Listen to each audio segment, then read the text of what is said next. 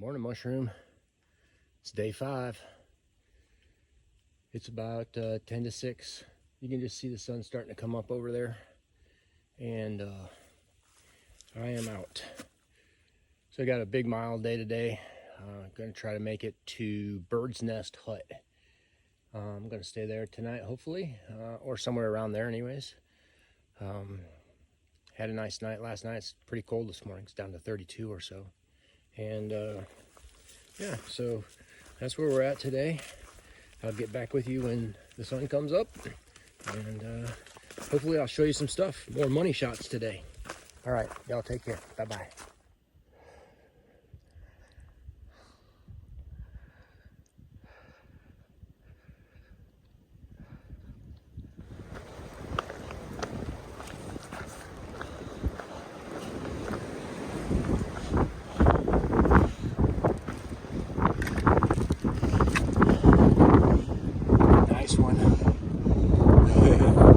That's what we call money shot here on Playground Earth TV. It's windy again though. The wind just picked up maybe 15 minutes ago. It was pretty good.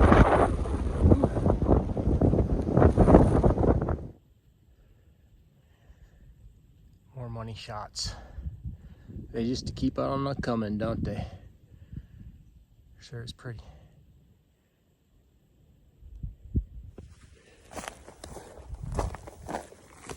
Sure is a nice morning this morning. Sun's rising. As long as you're out of the wind. Boy, the wind starts to whip up a little bit on that ridge. And yeah, it takes your breath away a little bit, but as long as you're walking, you'll stay warm, don't worry. Whew. So I had an interesting afternoon yesterday. There's a couple of fellas stopped by, said hello. Curious George was the first one, popped up. I think he just came up from a road. There's a trail that goes right to the shelter.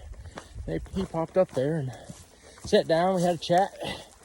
He's been section hiking the AT. Done quite a bit of it, actually. Gave me a fruit punch and trail magicked me. And then he left. And then a little while later, another fella come up there and sat down and talked to me about his Camino adventures. He's been on several of the Caminos over in Spain, and he was telling me all about his fun adventures over there. And then he took off. And then a family of 4 came up, but they looked a little nervous about me. I don't know why. They stood down away from the shelter and talked amongst themselves. They really didn't want to talk to me, I guess. And then after that, 2 other fellas came by and stayed the night. So I had company last night. One of them stayed in their tent, and the other one stayed in the shelter with me.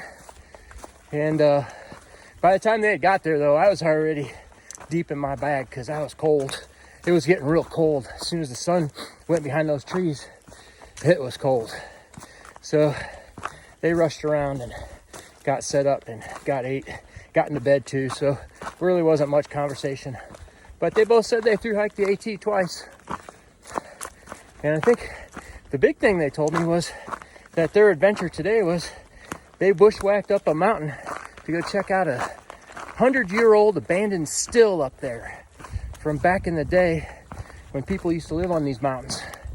So he said he found it. I wish I would have gotten out of my bag and asked him to see some pictures of it, but I was too cold to really get back out and start to socialize like that. So yeah, that's the way it goes. All right. Well, hike isn't too bad today. There's kind of a big climb towards the end of the day, but the rest of it's pretty mellow. Right now I'm dumping down to Welk Aloe Wayside, I think is what it's called. And by the way, you know, if you're through hiking and you roll by here in March like I am, nothing's open. And so it makes things maybe a little more difficult because you have to carry more food. The water sources are kind of sparse in the Shenandoahs. You have to plan for water a little more when the waysides aren't open. There's water usually available at those waysides, but they're closed right now. Everything's winterized. So till they open up, probably you're safe, maybe mid-April. Yeah, you're gonna kind of be out in the wilderness a little bit more. Once they open up though, you can really get through the Shenandoahs with minimal food on your back. You can just stop at those waysides. They all got good resupply options, and other food too. Just last year we ate lunch at a hotel, Skyland Resort, I think. So yeah, you're gonna have a pretty easy time of it if you're coming through later in the year. Okay, enough jibber jabber from me. I'm starting to go down now. I'll check back with you guys in a little bit. There's a story there, I'm sure. Wish that tree could tell me what happened to it. Pretty cool, huh?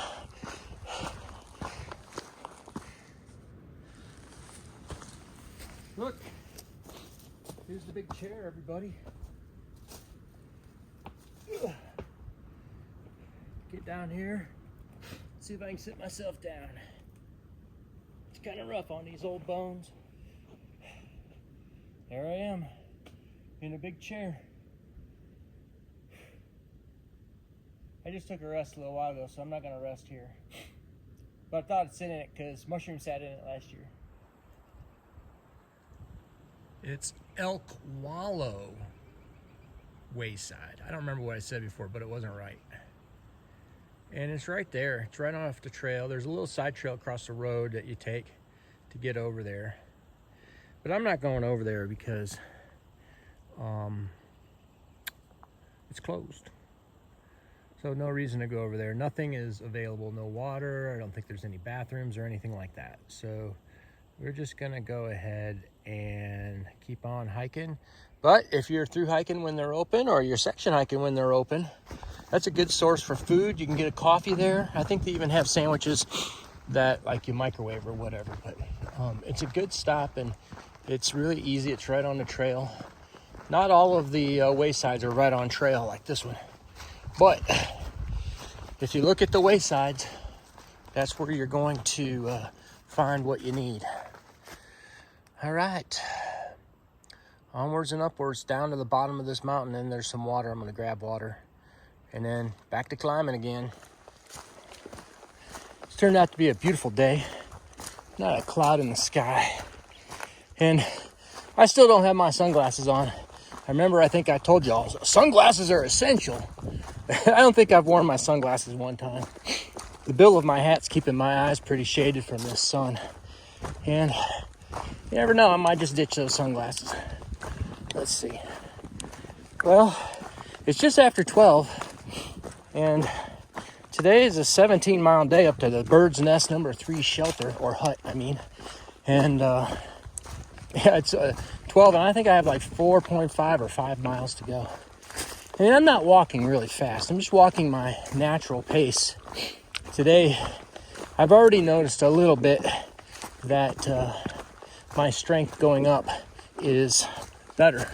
I mean, it's definitely not primo, but it's better.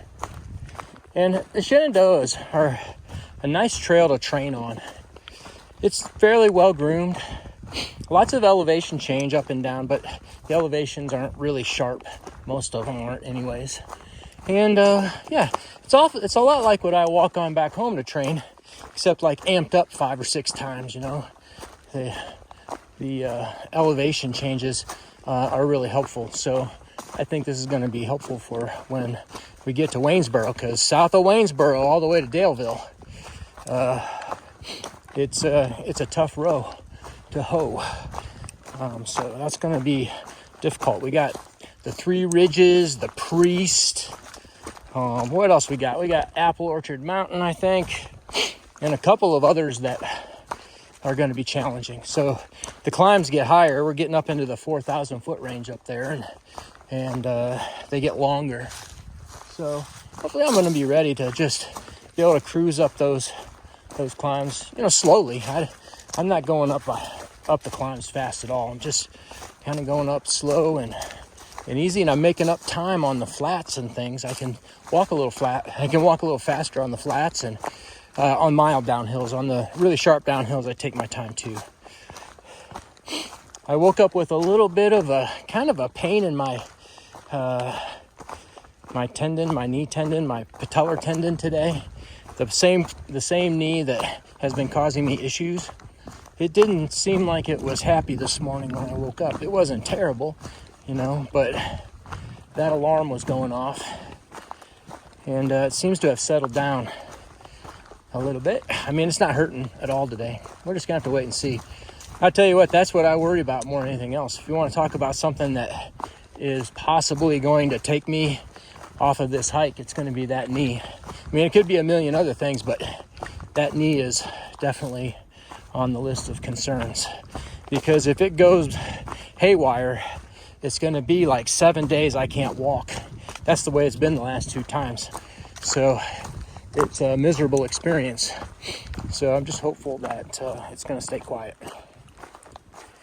Alrighty, well, I think there's a really nice view up here. I'm going to get to it, and I'm going to show you it when I get there. And then we'll be at the shelter after that. Y'all take care. Still no people. A couple of day hikers, that's it. No backpackers at all today. I'm pretty sure that's where the view is, right there. I see people, I think. I'm pretty sure those are people up there. That's where we're going. It's like a 2-mile hike all the way up to that thing.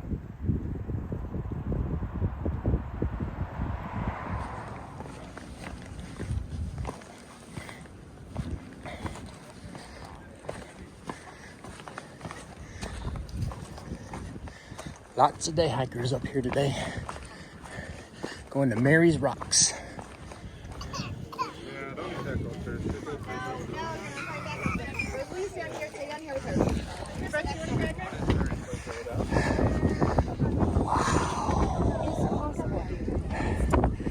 Look at that. That's where we came from. Mushroom and I did not come up here last year. It must have been cloudy or foggy or something. It is a beautiful view. Very nice. Another spectacular view just around the side. I think everybody's right over there on that little hump. You can actually maybe see 2 people on top of the rocks. Really nice. So here's another interesting thing. Right now, where I'm standing, I'm on the Appalachian Mountains, but I'm in a province called the Blue Ridge Range. I don't know if they call it the range, but it's the Blue Ridge. And there's actually 3 mountain provinces down here in the southern part of the AT on the Blue Ridge right now where I'm standing. And then if you can get yourself all the way past these mountains in front of us, there's another province called the Plateau Province, and that really is mostly in West Virginia, southeastern Ohio, Kentucky, that area. And then this really interesting province is the one that's right in the middle. This is the Ridge and Valley Province. So some time ago, a long time ago, the Blue Ridge Mountain was formed really from just hot stuff down below. The earth just uplifted from that area. I think the same thing happened way over on the other side, the Plateau Province. But with the Ridge and Valley Province, it was a folding event. The earth just folded up, and you're left with these parallel ridges and valleys. And you can look on a map, and you can see they start all the way down in Tennessee, northern Alabama, and all the way up through Pennsylvania and into New York. It's got like a curved quality. Just look at a topo map. It's pretty interesting. We get to cross over to the Ridge and Valley Province down just past Daleville. Once we get past Dragon Tooth, the Triple Crown there, we'll switch over and go over to the Ridge and Valley Province until we get to Atkins, or just a little bit past Atkins. I like the Ridge and Valley Province. I think it's really cool. I love being up on those ridges and looking down in those pretty valleys like this one right here. Wow, that was a really nice view. But there was just a gaggle of day hikers up there. I mean, just a million of them. You saw them. It was just like there was a train of us coming up the mountain and a train of them coming down the mountain. Very popular today on a Sunday to be out hiking. It's a really nice day. So, hey, get out while you can, I guess. Mushroom and I did not go to Mary's Rock last year. We missed it. That was really spectacular. I don't know if it was because it was just a cloudy day or what. I really don't remember. But yeah, we didn't go there. It's like point one. But you know, Mushroom, she did not like to go off trail. And if you couldn't see the view from trail, it was a little bit like pulling teeth to get her to go. So that might have been the reason. She just might have been tired that day too. I remember we went down to that parking lot at about midday. So I don't know. It was a nice day that day, actually, because I remember going down to that parking lot. It was sunny and everything. Huh. Well, look what we missed. I'll have to bring her back up here. All right, I think I got like 1.5 or less to Bird's Nest Hut. Number 3. I don't know why it's called number 3. There must be other Bird's Nest huts around here. But yeah, moving right along. I'll come back and give you guys a wrap up in a little bit.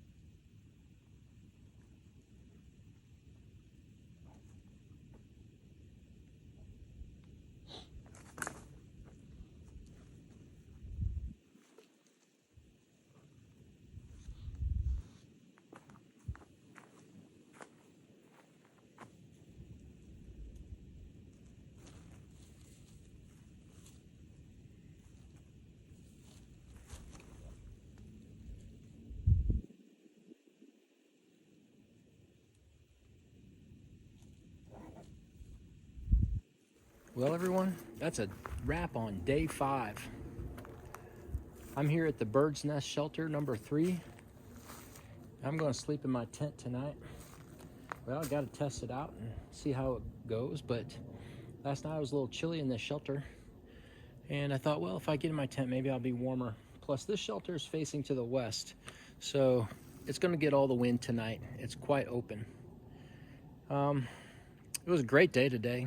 I think it was about 17-mile day, and finished it off with a spectacular money shot up there at Mary's Rocks. In fact, that was probably the money shot of the day. In fact, I know it was the money shot of the day. So finished up the day. I feel pretty good, but when I stopped, that patellar tendon in my right knee, it tightened up pretty good, and I feel it. I'm a little bit worried about it today. I had a little twinge this morning, but then it went away. But now it's tightening up a little bit, and that's kind of how it goes. It takes a couple of days for it to light up. So I'm going to keep these old fingers crossed that it's not going to do that.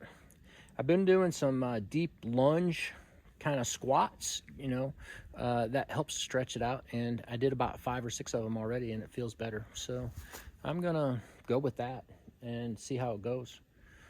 I think at this point in time, we've got a fairly long day tomorrow as well, but it's really not a lot of climbing, so I think I'll be okay.